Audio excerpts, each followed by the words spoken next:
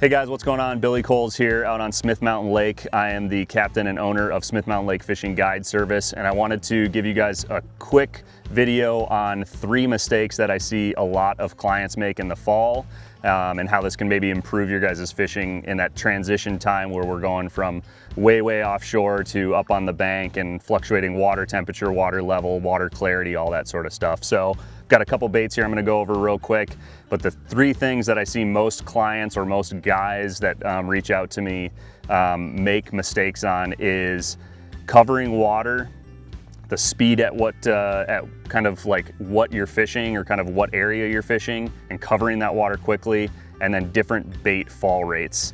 This is the time of year where each day's transition day. So we have cloud cover today, it's gonna be sunny tomorrow, the water's gonna warm, the fish are gonna transition all over the place and swim quite a bit this time of year.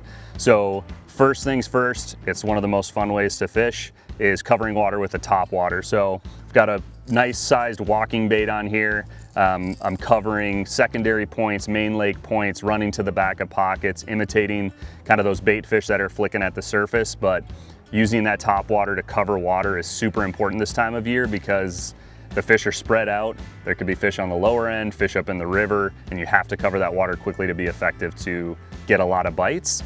Second one, covering water. This is my favorite way to fish, and that is a crankbait.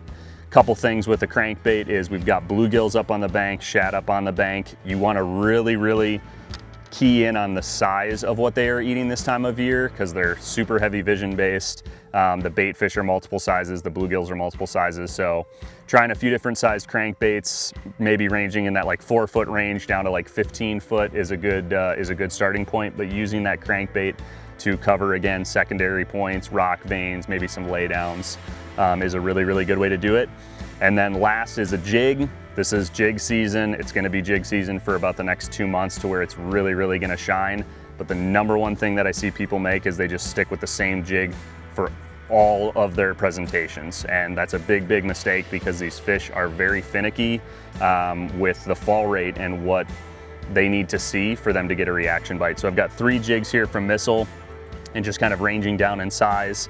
I've got a 3/4 ounce Headbanger here. This is the rubber skirt model with a Missile trailer on there. I've got a 1/2 ounce, little bit of blue in this trailer to kind of mimic that bluegill pattern that we were talking about.